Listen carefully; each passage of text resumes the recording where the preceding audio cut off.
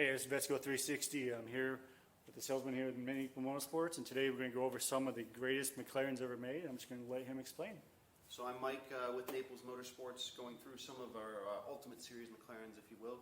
The P1 here is going to be one of 375 that was made for the entire world. It was their first hybrid that competed in the Holy Trinity with the 918 and the LaFerrari. This car is finished in volcanic orange, with about 1,000 horsepower between the gas and electric motor, and an all-carbon fiber body. It's in the normal mode right now, but with a lot of the McLarens, when you go into different modes, this one, when it goes into the race mode, the rear wing will come up to about the height of the roof of the car, and the whole car will tuck down to where it's almost touching the fenders with the tires and everything. This was the beginning of the series. The next car that came out after this one would be the Senna in the corner here. This car in dove gray with the green accents. It's one of 500 that was made for the entire world.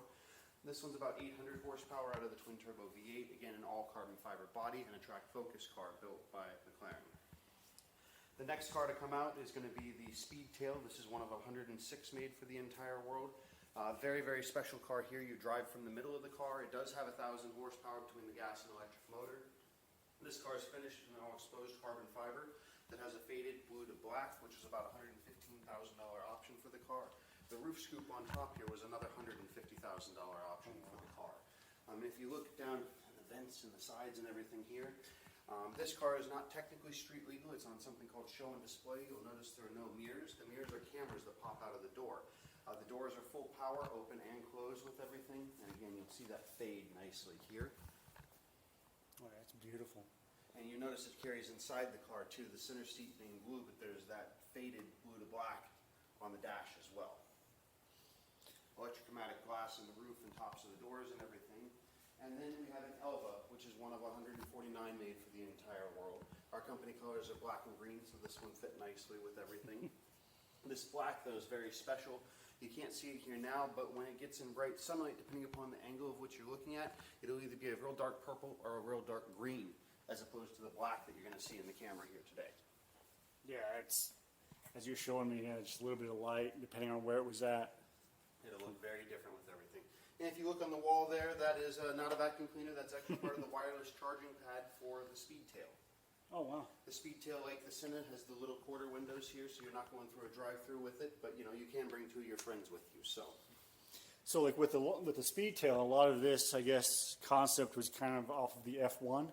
So this was an homage to the original F1, which is why 106 of them were made, because it was originally 106 of the F1s. Okay. This is a little bit wider on the inside and has a little bit more space than the original F1 does, and this is their top speed car. However, they electronically limited it to 255 miles an hour. Is there any like special reasons for the weird?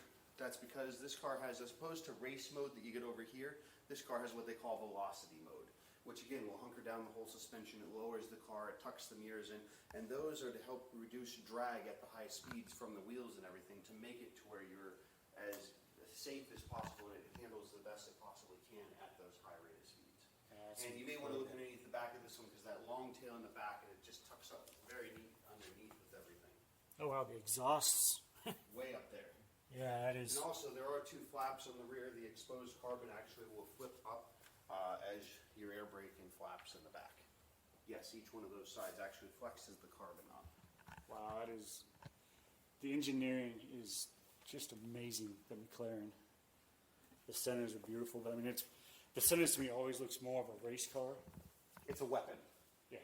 It's not as pretty a car, whereas this is just elegant, beautiful lines. As is, I mean, the P1s are just tough. I mean, I love the look of the P1. I think the first one I was in Fort Lauderdale, and wife and I, we saw a black one. It was like, oh my God, it was like a Batmobile, just absolutely beautiful. So like the same thing. So I guess, well, that one doesn't have the whole the doors, as you say. This is more like race car, so you see through the door, so you can see where the lines are. This one doesn't have that because it wasn't. The panels in the doors were so you can see the apex of the turn. This is more of a car that you want to make sure you're going in a straight line. You can see everything around you. Which you'll notice a lot more glass on the roof of this car, on the top, all the panels, the windshield sweeping back through the back there. There's phenomenal visibility out of this car. And as far as price-wise, because I know when the P1s first came out, I mean, there's times that you couldn't get one of these under $10 million. You know, we had one of the first ones for sale privately in the country, and they were going for about $2.5 million at the time. You know, they fluctuated. They went down a little bit. Now they've come back, and they're creeping back up a little bit here again. So it goes in phases with everything there. These cars essentially are all off market right now, so I don't have an exact number for you on that. So like with these cars, so are these all hybrid, as you were saying? No, these two are going to be hybrids. These two Those are two, naturally okay. aspirated. Yep. And both the Senna and the Elva have that about 800 horsepower, and they weigh next to nothing. So Just the twin turbo V8s. the 4-liter twin turbo V8 that's been tuned, and they are separate chassis. They are not the same car. The Elva is not a windshieldless Senna by any means. And how does this work? So it creates an airflow through the front bumper there. You'll notice the big opening. That's Okay. channeling air up to the vents, which channel it back out the opposite way. They're, when at speed, creating a windshield out of air, if you So will. it just rotate, because I know like, I think it was Ferraris is a little different. It just comes like up here and it creates kind of a windshield of air dome. This is using the air, then there's a button you can turn it off or on, and it creates that windshield for you with everything. And is this one street legal? Yes, everything Okay. is street legal. That is awesome, because I know that was a problem with Ferrari, is theirs was just that one seater, but it was as wide as an 812, and they didn't have the visibility. Well, I take that back. I say everything's street legal, but But- the Speedtail's on something called show and display, so you can only go a couple thousand miles a year. It has to be registered where you're going, and it's meant to be going to car shows. It's not meant to be your daily drive. Oh yeah, no, I appreciate it. It's so cool. And this is Hopefully you McLaren's enjoyed getting McLaren. to see all the special McLarens here today. Oh yeah, I definitely do. I appreciate it. And I'm My sure everyone pleasure. will love it too. Yep.